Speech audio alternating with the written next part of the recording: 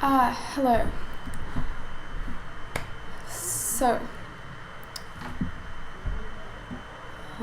just a second.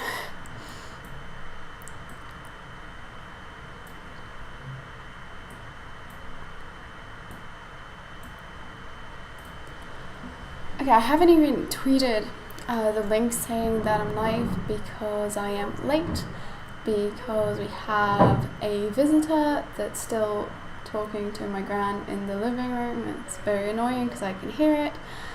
But anyway, so let me share the link on Twitter.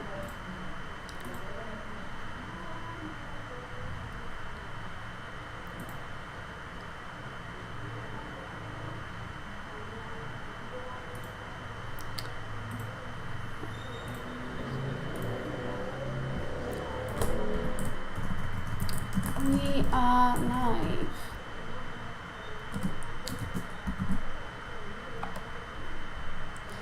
By the way, my lovely chatters, do let me know if the video is fine, if the audio is fine.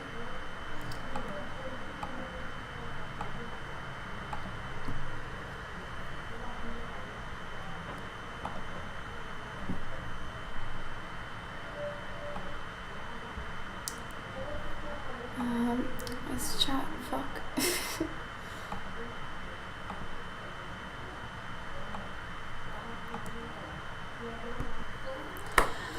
Okay, so I didn't even know that today apparently was International Asexuality Day. I just saw that it was trending on Twitter and I was like, wow, what is this? And so apparently there's this new thing where on the 6th of April, it's now going to be International Asexuality Day. It's like the first time that it's being celebrated, so that's why I didn't know about it, because it didn't exist before. But yeah, that is a thing that now exists. And as you probably know, I am asexual, so yeah, I thought I should do something about it, namely this stream. So like I said, I'm gonna eat the cake, which is here. Let me get it.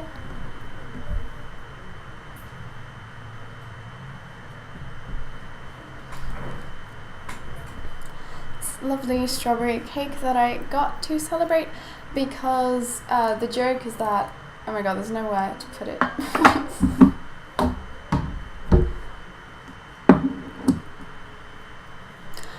So the joke is that it's like probably like the biggest, most ancient, I don't know, but it's like a big asexual kind of inside joke that asexuals are people who think cake is better than sex, because, you know, if you don't know, asexuality, or rather an asexual person, is someone who does not experience sexual attraction or experiences it, you know, very little. So basically that means people who don't have any inherent desire for sex with other people. So yeah, we prefer cake to sex. And that's why I'm eating cake today. Other than that, I thought I would read some articles about asexuality that I saw. Well, one I saw on Avon, which I guess I'll explain it better later, but Avon is basically like the biggest website about asexuality, and there's like forums with like a whole community and stuff. But then I saw that they were like promoting this article about about allosexuality, which is like the word that we use to refer to people who aren't asexual, the same way that trans people kind of came up with the word cis to refer to people who aren't trans. And I wanted to read that. And also there's this website, I guess, also it's like a journal where people submit articles they write about asexuality and stuff, and some of them are pretty interesting, so I thought we could do that, since, you know, some people enjoyed me reading stuff, like reading books and stuff in other past streams that I've done. And other than that, if you want to ask anything about asexuality or my experience with it, feel free to. I'm always, you know, fine with talking about it, even the fucking weird TMI questions that other people might not want to answer. It's fine, it's all good, it's all fair game. And if there are other asexuals watching, happy Asexuality Day to you too. And yeah, I don't know if you want to like comment on anything. I don't know. I don't really like have too great a plan for this, because like I said, I didn't even know that this day existed until like a few hours ago. But yeah. So, first of all, the cake.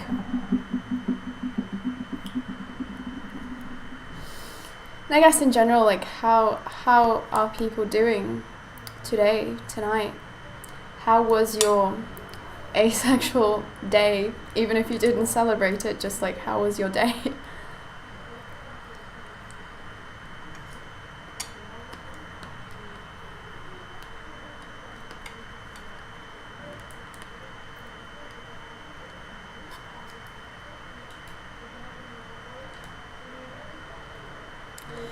This cake is so good. It's the same cake that I had for my birthday, but for my birthday I had like you know, an entire cake. And yeah, I basically literally mean that I had an entire cake, because I ordered an entire cake but there was no one else to eat it besides my gran. So I pretty much just ate the cake in like 2 days because it was so good.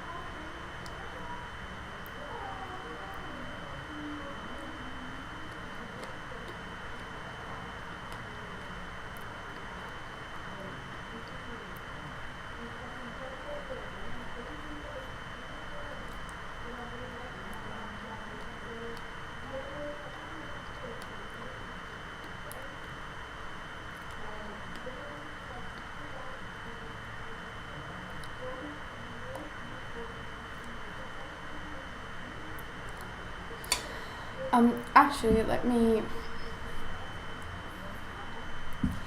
organize things so I can read the article that I want to read.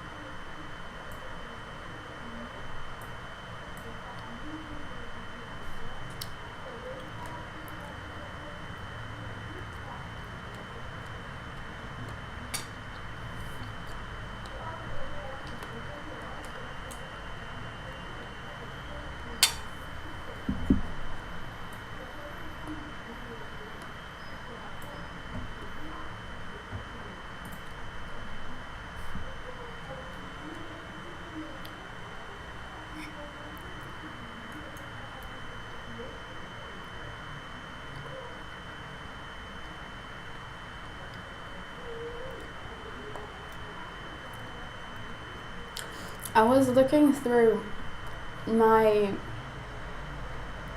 posts on the Avon forums the other day, and apparently I joined Avon, like I made an account there in 2014 when I was 17. I actually thought it had been before that, but no, apparently it's 2014 when I was 17. I think it said the month, but I don't remember. But I would imagine it was like towards the beginning of the year. And it's kind of really cringe because I was like posting that when I was in NTSGW, so there's like there's a lot of cringe stuff.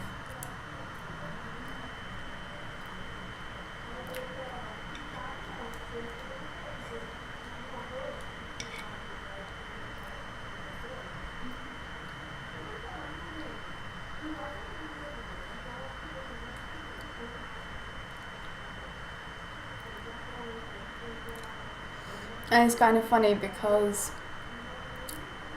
I just don't vibe with Avon. Like, today I was seeing a lot of people saying, also because on the, I think it was either the 10th or the 20th of March, it was the anniversary of Avon, and I saw a lot of people celebrating it.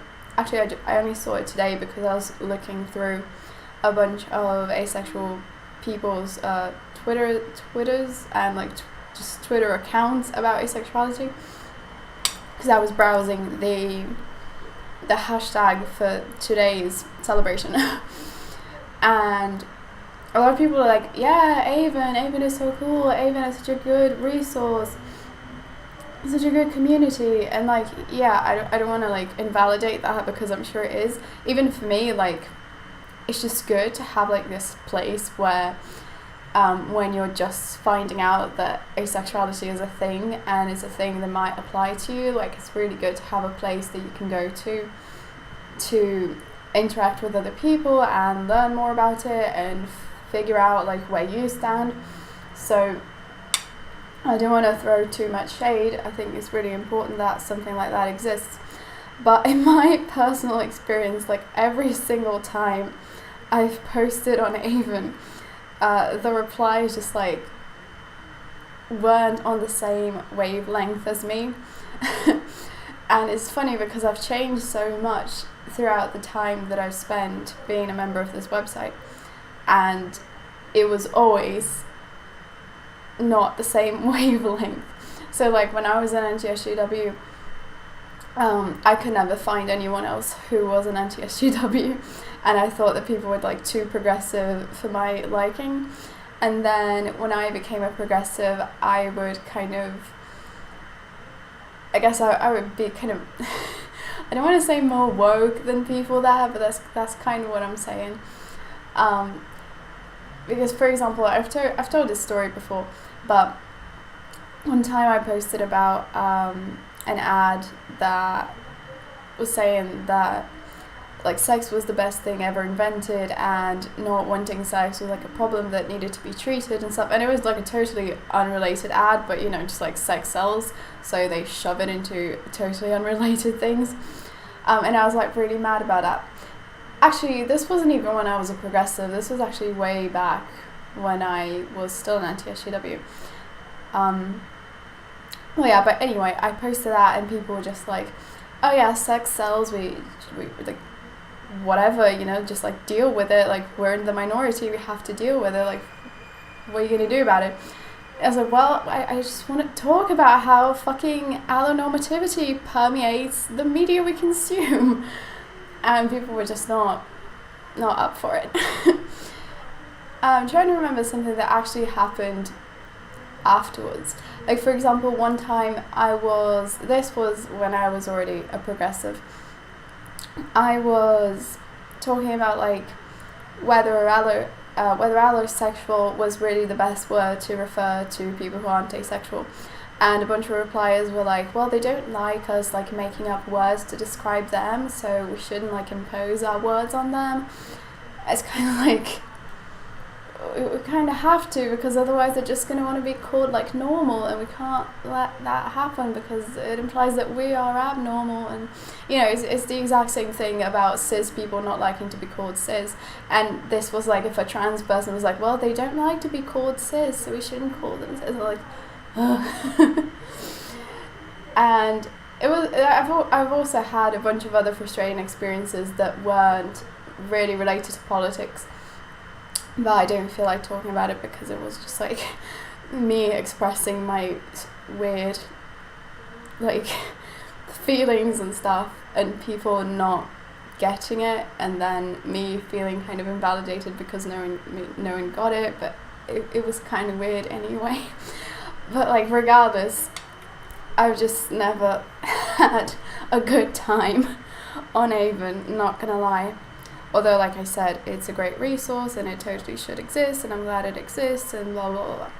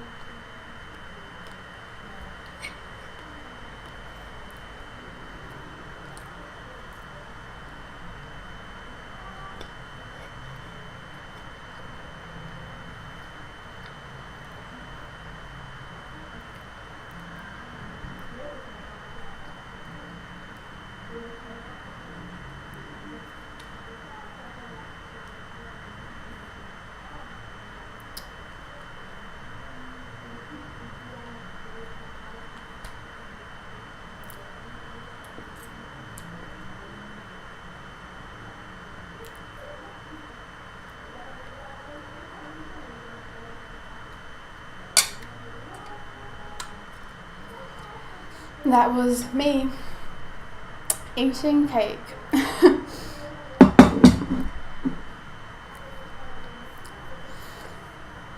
It was a bit too sweet, to be quite honest, but still good. Bailey Steen says, Happy International Asexual Day. Thank you. Yeah, so the article.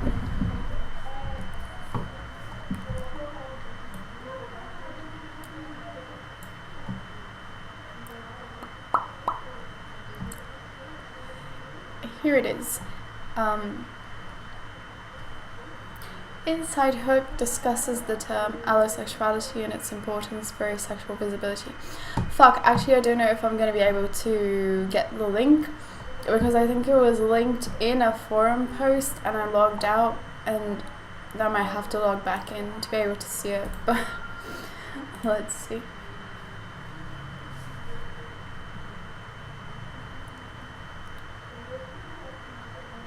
Yeah, no. Cool. So this is what a topic in the Avon forums looks like, if anyone ever wondered about that.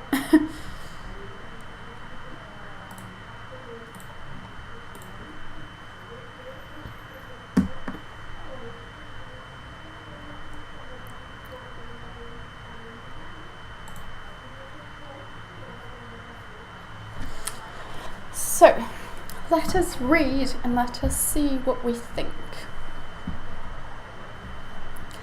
There's a good chance you're allosexual. Oh my god.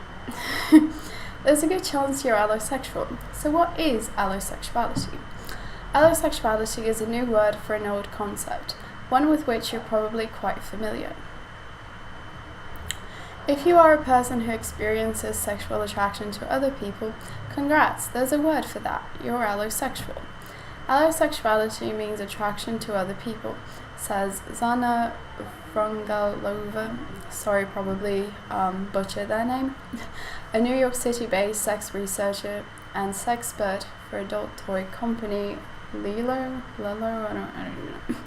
Allo is a Greek prefix meaning other or different. She? I don't know. They explain. So basically, anyone who feels sexual attraction to other people to some degree can be considered allosexual.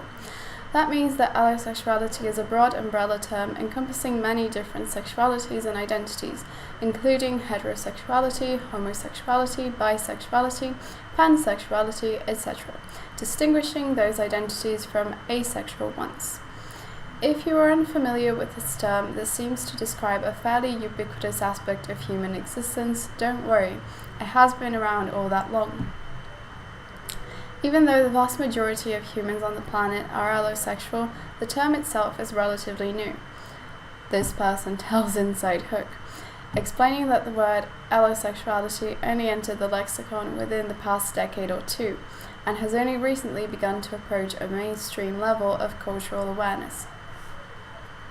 But why do we need a term to describe something that, unlike many recent entries in the ever-growing sexual lexicon, has always been acknowledged and accepted as part of the human experience? As it happens, that largely unchallenged awareness and acceptance of sexual attraction is exactly why we need a distinct term for it. The term allosexuality exists less to define or validate allosexual identities than those that fall outside of that umbrella, asexual ones. According to this person, it was coined about 10 to 20 years ago as the asexuality movement became more visible with the goal of educating and destigmatizing asexuality. Essentially, allosexuality is less about what it is than what it's not. The term exists to recognize asexuality as a valid identity or range of identities. Rather than a deviation from the norm, allosexuality has long been presumed. It's really important that we have a word for allosexuality, says this person. When something, in this case sexual attraction to others, comes so naturally to you and most other people in the world, it's very hard to take a mental step away from it and imagine someone not experiencing that same thing. So having a word for this majority experience helps put that experience in a broader perspective, raises awareness about the spectrum of sexual orientation, and allows people to better understand the minority experiences. In this case, those minority experiences include the wide range of identities that exist somewhere on the asexual spectrum, including demisexuality and grey sexuality, terms used to describe individuals who only experience sexual attraction in certain contexts or identify somewhere between allosexual and asexual. You can think of allosexuality and asexuality as two ends of the spectrum, with folks who feel very strong and immediate sexual attraction to other people on one end of the spectrum, and those who feel no sexual attraction for other people whatsoever at the other end, with various degrees of demi and grey sexuality in between. In short, allosexuality is just a term that exists to help us reframe our often unconscious beliefs about what constitutes normal human experience. Thinking about allosexuality as allosexuality rather than a presumed norm or default human setting opens up space to acknowledge, explore, and accept the wide range of identities and experiences that fall outside of it. The reality is that everything in human psychology exists on a spectrum. Understanding that different people fall along different points of these spectra is critical for understanding, accepting, and learning how to live with each other in this globalized, diverse world. Okay, I thought I thought this would be more interesting. I mean, to me this is all just like, yeah, I know. like I was just saying, right? Like, this is precisely about what I was just saying about how we, for asexual people, it's very important to have a word to describe people who aren't asexual, because otherwise it's kind of like, there's asexuals and then there's normal people, and this normal thing has really bad connotations. So that's basically what this article explains. and that's pretty much all it explains, which is good. Of course, it's great to, you know, have like a coherent explanation of that you can like reference if you're trying to educate someone else, or the article itself can educate everyone who reads it. But yeah, for me it's just like basic stuff. Well, anyway, it's a good article. There's nothing that I like disagree with or anything. Then well, what did people in chat think of the article? Chat is rather quiet tonight, which is fine, but yeah.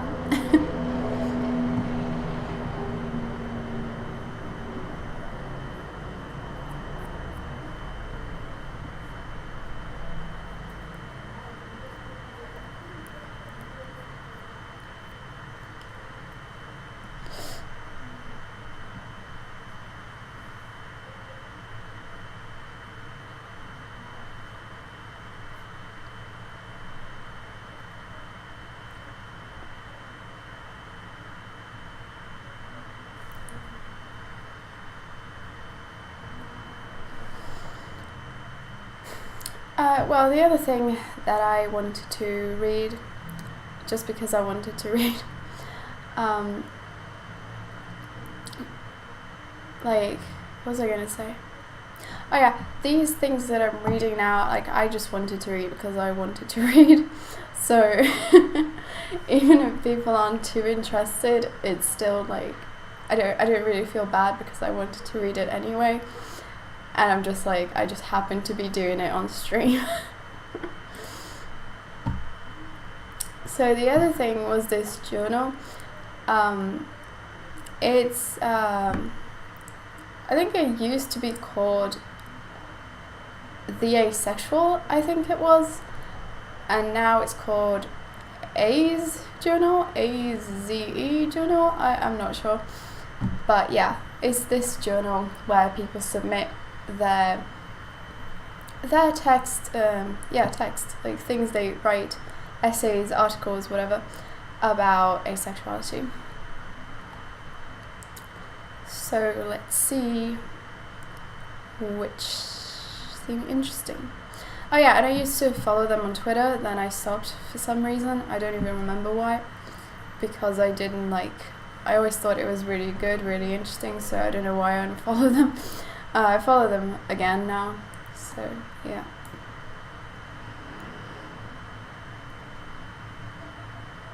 Oh yeah, this seemed interesting. The double-edged sword, being asexual and aerospec at Christian college.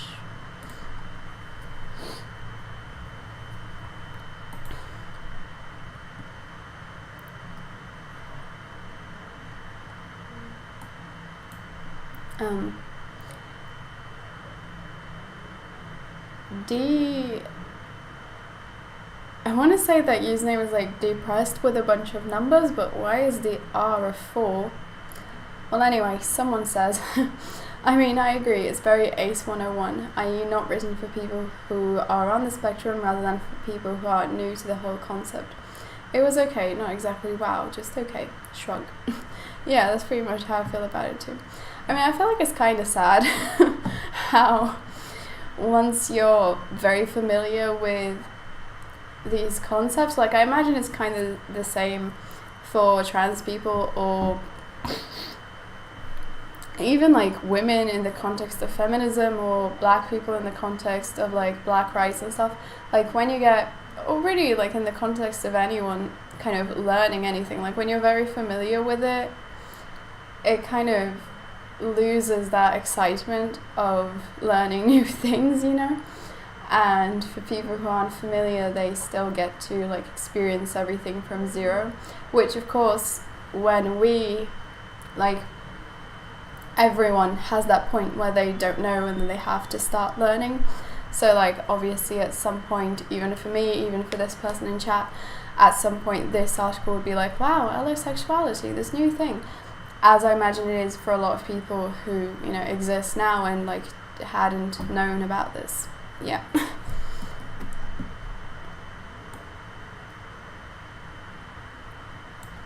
So let's read this one.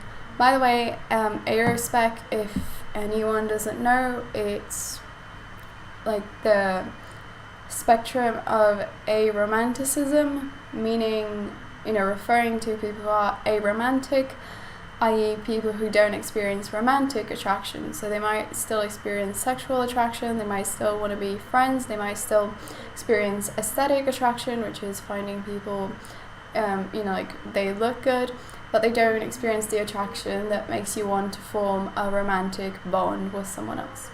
I feel like I explained aromanticism better than I even explained asexuality, which asexuality applies to me and aromanticism doesn't, but regardless.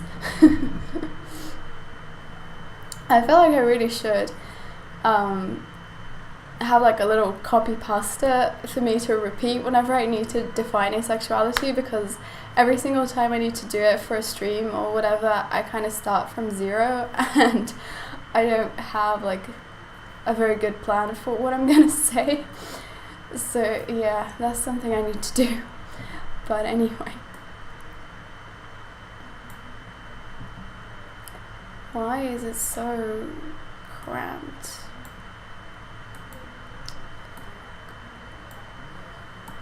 Ah. Okay. Oh yeah, and I want to say the reason I wanted to read this, like obviously I don't know what they're going to say, all I know about it is the title, but I found it interesting because like I've had an experience where I went through like a lot of weird things, not really things that happened to me, but just like my thoughts about sex and sexuality and stuff, and like my attitude towards it was very weird, because I feel like being asexual in a society that, shames sex so much at the same time that it hypersexualizes everything is kind of weird. Like I feel like I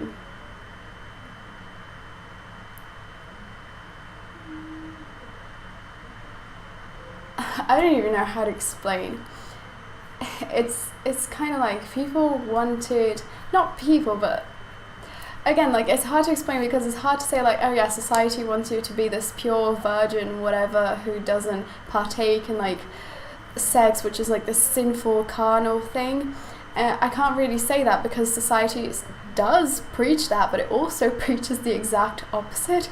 But I guess just looking at this part of what it preaches, it's kind of like, well, then great for me, right? Because I'm this like perfect, I'm living up to like this standard of not being interested in sex, and I'm doing things right, like I'm being better than everyone else, like I kind of internalized this idea that everyone else was like dirty and gross and filthy and sinful, not really in a religious way, but just like I don't know how to explain it, just like these vibes, and I kind of had this excuse to feel good about myself because in a way I conformed to these weird puritanical standards, but that was really, really unhealthy because it basically made me hate everyone. And I feel like the reason I even had to frame things as like I have to be superior is because otherwise I would have to be inferior, because either I bought into this idea that sex was bad and not having sex was good, or I bought into the other idea, which is that having sex is good, and that everyone has to have sex, that everyone has to experience sexual attraction, and I was a freak of nature, I was broken, I was inferior. Like, however you look at it, it can't just be like different people and everything's fine, it's just different, it doesn't have to be better or worse. This is like a whole thing that I don't even know why I'm trying to explain right now, because obviously I wasn't going to be able to explain it because it's like such a complicated thing. And I would like to either make a stream about it in the future or a video where I come into it like more prepared, not trying to string together my thoughts in real time like I am now about something so fucking sociologically and psychologically complicated. But I don't know, hopefully that wasn't totally confusing, and that gave some idea about why I was interested in the title of this article, which is what I was trying to say.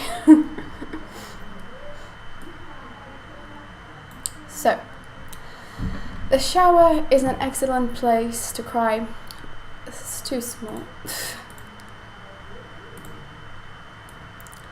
The shower is an excellent place to cry when you don't want your roommates to hear you.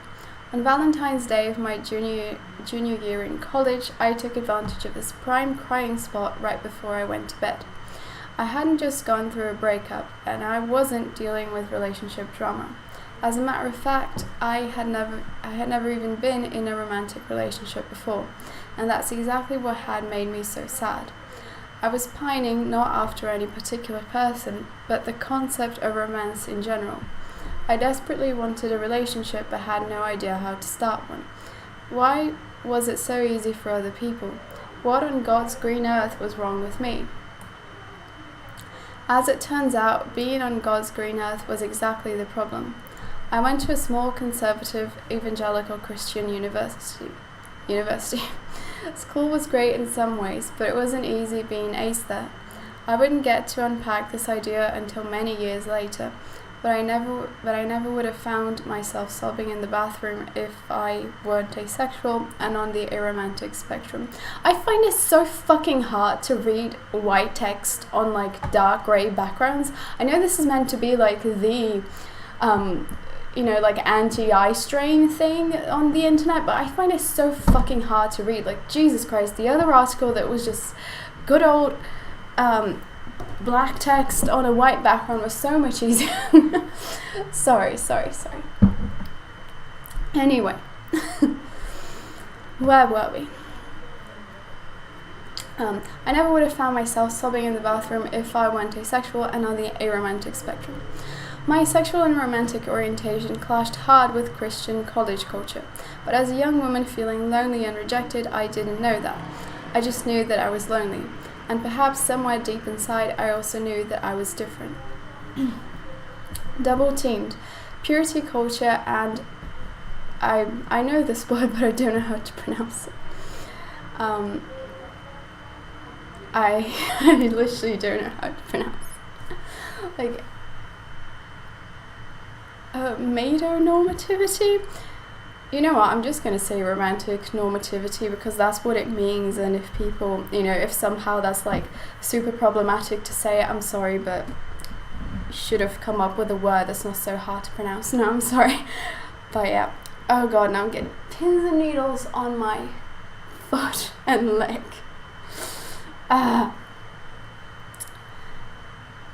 Like, if someone were reading my article the way that I am reading this person's article, I would not be pleased. I'm so sorry. Okay. Christian college culture is a perfect storm of purity culture and romantic normativity. Purity culture comes from conservative church teachings about sex.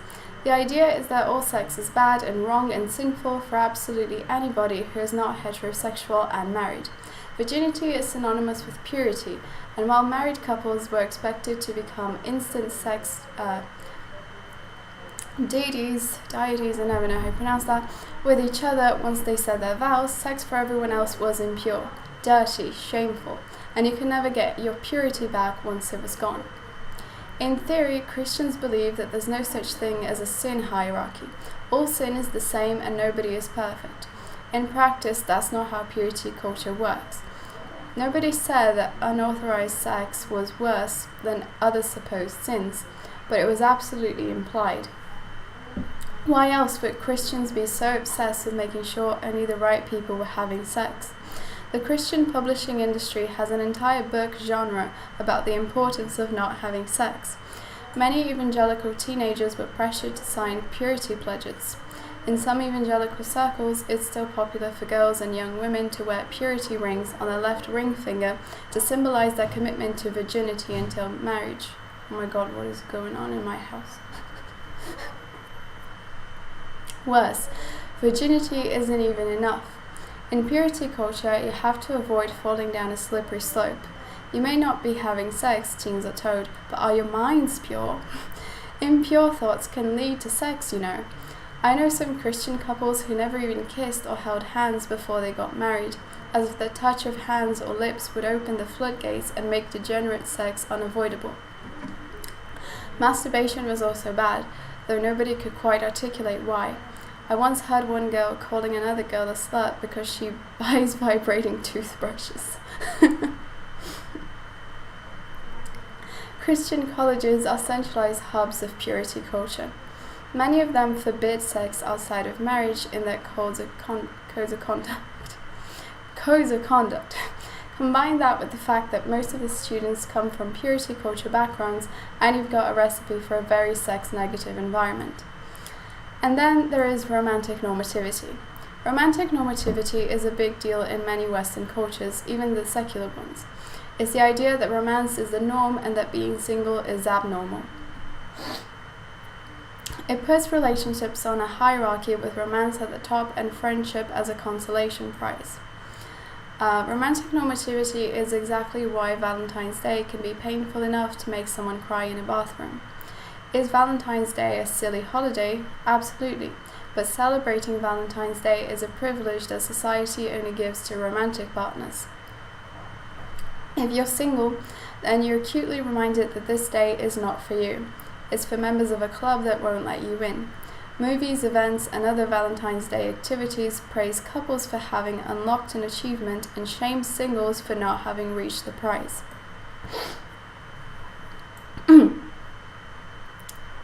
As bad as romantic normativity is for secular cultures, it gets even worse in Christian circles. The romance default isn't just implied, it's outright encouraged. Young Christians hear their older peers say, "when you get married," instead of "if you get married," because marriage is just as expected as attending school. It's just what people do. In evangelical Christianity, there's this pervasive idea that you're not really an adult unless you're married. As a result, single adults get excluded from certain events and conversations. Nobody thinks that this exclusion is wrong because, again, marriage is the default. Being single is temporary, and everyone joins the marriage club eventually. Unless, of course, you can't find the keys to the clubhouse, but nobody mentions that. Romantic normativity on steroids. Christian college is where purity culture and romantic normativity create a perfect storm. Since Christians idealize romantic relationships while purity culture forbids unmarried sex, there's a huge amount of pressure for single students at Christian college to find a romantic partner fast. Everyone pursues romantic relationships with a feverish desperation so that they can get married, fit the mold, and have all the sex that they weren't allowed to have before. It's not at all unusual in Christian school circles for people to get married before they're even old enough to drink beer.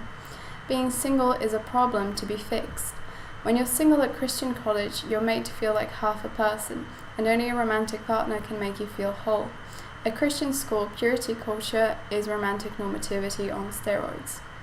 Protected but erased. Which brings me back to my asexuality. Purity culture was a double-edged sword for me as an aerospec ace. In a weird way, my asexuality protected me from purity culture. Usually, purity culture makes people ashamed of their sexual attraction. When you're educated by purity culture, you learn to equate sexual attraction to temptation, which Christians are taught to resist. In an attempt to be a good Christian, you are taught to shut down your sexual attractions as much as possible. As you can imagine, the results are sad. People who grow up in purity culture become ashamed of their own sexuality. Many find to their horror that their bodies won't let them have sex even after they get married. It turns out that when you spend your entire life shutting down your sexuality, you can't just turn it back on. The human body is too complex, and a wedding vow is not a light switch. The stories that come out of purity culture are heartbreaking, but because of my asexuality, those stories aren't my stories. I had no sexual attraction to shut down in the first place. I faced none of the guilt and shame that my peers faced. All of these years later, it amazes me that I had no idea how much everyone was struggling. There are two sides to that coin, though. I was protected from the shame of purity culture, but purity culture kept me from my sexuality in a different way. Namely, I didn't know what my sexuality was until I was well into adulthood. Most allosexual people start getting a sense of their sexual orientations around puberty. It doesn't always work that way for aces. Aces can take much longer to figure themselves out. We define our sexuality by what we don't experience, so there's no defining moment or sexual awakening. In secular circles, aces often find their identity once they realize that others experience something that they don't. They hear people talking about sexual attraction and realize that they can't quite relate. In Christian circles, things are different for aces. When people are ashamed of their sexual attraction, they don't talk about it, and when people don't talk about it, aces don't realize that they're not experiencing the same things as everybody else. They just assume that everyone feels the same way that they feel. It wasn't until I was 26 years old that I started calling myself demisexual. When I was 27, I finally settled on the ace label. Most of my peers started discovering their sexuality at 12 or 13. I was almost 2 decades late to that party. When I finally found the ace label, it fit beautifully. It felt like I was putting on a coat that was always meant to be mine. In a lot of ways, though, I'm still an adolescent. I'm still in the self-exploration stage that my peers left a long time ago. They've moved on to a level that I haven't quite reached. I'm essentially riding a bike with training wheels while everyone speeds off ahead of me. Eventually, I'll get rid of the training wheels and catch up, but for now, I'm still pedaling slower than everyone else. Plus, it can be strange and scary to add a new piece to your identity as an adult. As a teen, you expect growth and you have the flexibility to accommodate it. As an adult, though, you've planted roots that don't move quite so easily, and the uprooting can be painful. Necessary for healing, yes, but painful. Purity culture stole my exploration from me, and I've had to wrestle that exploration back. I'm excited to get to know myself better, but I'd be so much more confident owning my identity today if I'd had that time to explore. Healing from purity culture. Now that I'm well past college, I've more or less settled into my ace label, and I'm learning more every day about my romantic orientation. I still have a foot in the closet, but I'm figuring out what I want and how to carve out the relationships that will work best for me. I'm also healing from purity culture, though my healing looks different than most others' healing. I'm unlearning the harmful messages I've learned about sex, romance, and marriage. It's been difficult and scary, and I still have a long way to go, but my healing is worth the effort. I don't know where exactly this process will take me, but I do know where it started, when I first revisited the young woman crying in a bathroom on Valentine's Day. Sometimes I let myself go back to that place, and I give that young woman all the love and compassion that she deserves. I tell her that she's not broken, that she's perfectly whole, and that she's exactly who she was always meant to be. I acknowledge that even though better things are on their way, her pain is very real and that it matters. In spite of all of that pain, though, I know that I don't have to worry about her. She's a lot stronger than she thinks she is. Written by Linda. Is that how you pronounce it? Oh, another word I can't pronounce. Anyway. So,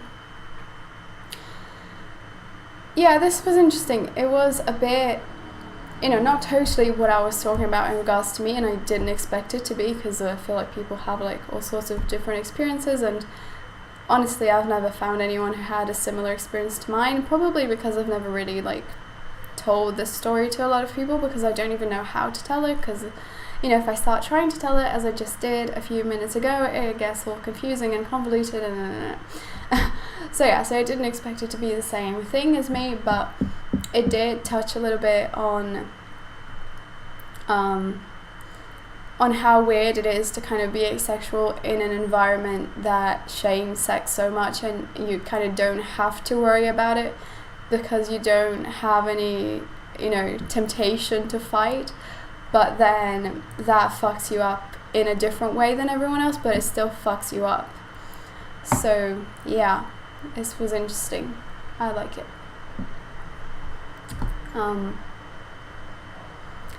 Someone had said about the other one, I might want to share it with my parents as an introduction. Nice. And that makes sense. Hearing your perspective is nice. Thank you. For some reason, this stream reminds me of a drag J-Reg. I know who you mean, but again, I don't know how to pronounce their name. But why does it remind you of that? The cake eating was cool, thank you.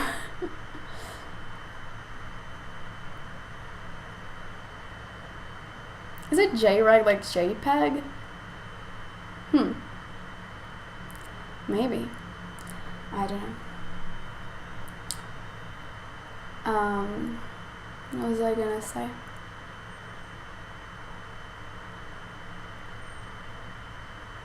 Nothing, I think.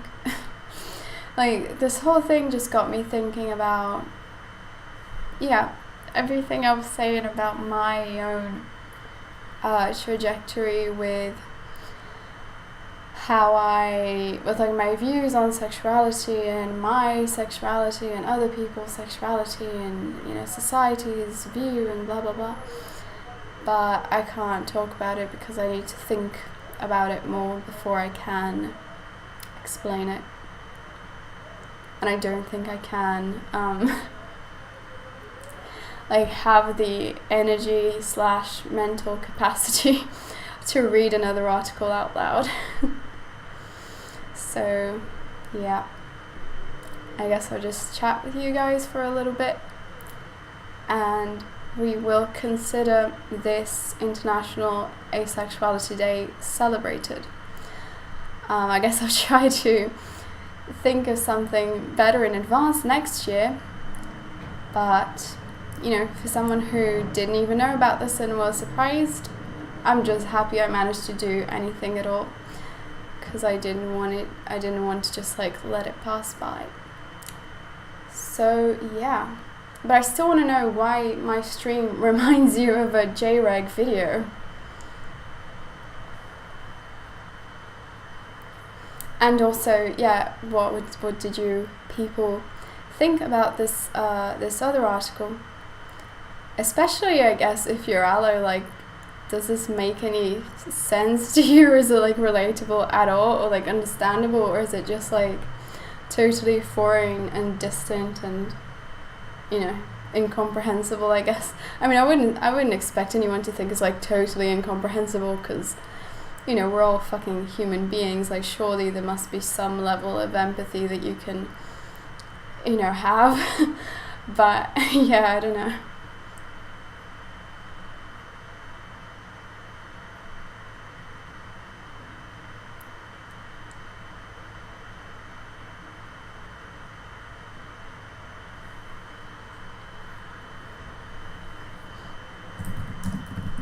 Oh shit.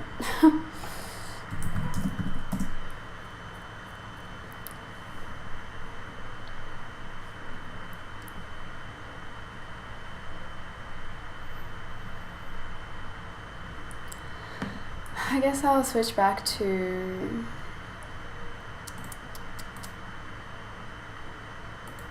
this.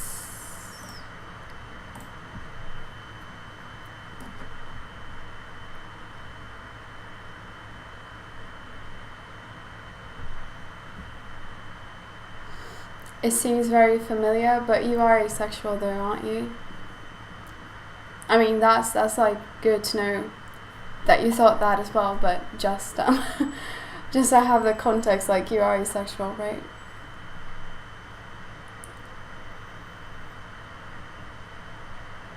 Okay, someone says in Portuguese that they didn't know this concept of purity culture, but growing up in a Christian environment, they related a lot, and they thank me for the great work. Well, thank you. I'm glad you enjoy watching me and what I do.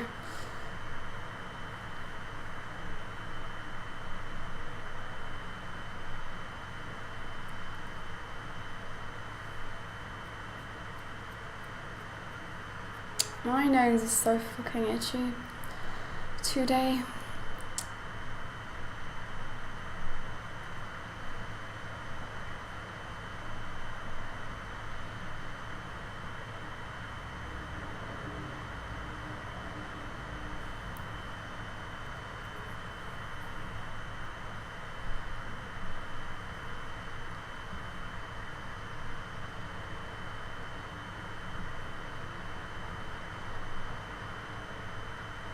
Oh, by the way, this little thing, my little Ko-Fi link that I put on the screen is a new thing I set up. I mean, I used to have a Ko-Fi like ages ago, and then now I made a new one because I figured, you know, if I'm like streaming so inconsistently, it's probably better to give people a way to support my work as just like a one-time thing, rather than Patreon where it's a recurring thing every month. So yeah, if you enjoy my streams or my posts on Twitter and you would like to help out and you're able to help out, then that is a thing where you can donate like $3 or more, but you know, just $3 is kind of the default amount, and that would be more than enough to help a lot, because if, you know, a bunch of people donate just $3, that adds up to a considerable amount. So yeah. I think I've linked it in the description as well. It should be linked in the description. Oh yeah, I'm not going to check now because I'm going to mess everything up, but anyway. Should go to church because at least then you're socializing with people who generally want the best for you. What the fuck? Okay, so I take it this person isn't very serious, but okay, I'll humor you. Like, what the fuck are you on about? Why would church people generally want the best for me as opposed to non-church people? More than the Anons on Discord. Well, I know a lot of people on Discord who definitely want the best for me, or, you know, care about me and we're friends and stuff. Oh my god, it's so itchy. I mean, not to say that church people are all bad and stuff. I'm sure there's a lot of church people who want what's best for each other, but it's not like church good, Discord bad.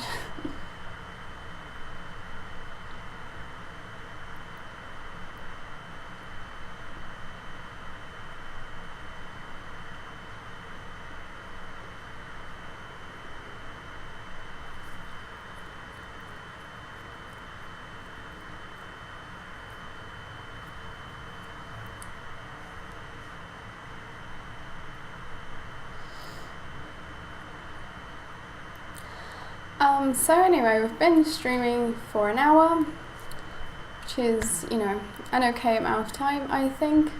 Like I said, consider this International Asexuality Day celebrated with cake, with reading asexual articles on stream, with chatting to some lovely asexuals in the chat and allosexuals in the chat as well. And yeah, hope this was fun for you. This was fun for me. I enjoyed reading everything I wanted to read and interacting with you guys, as I always do. The cake was also very good. So yeah, like I said, if you can and if you want to, any contribution to my Ko-Fi would be appreciated, because I do have a bunch of bills and like debt resulting from family drama that I have to pay, so yeah, anything would be very, very appreciated. But if you can't, I just appreciate you being here, because, you know, stream is always fucking terrible if there's no one to participate. But tonight there was, you know, there were people participating. So thank you so much for that. I had fun. Hope you had fun. And see you next stream. Again, happy International Asexuality Day to my fellow asexuals. Bye.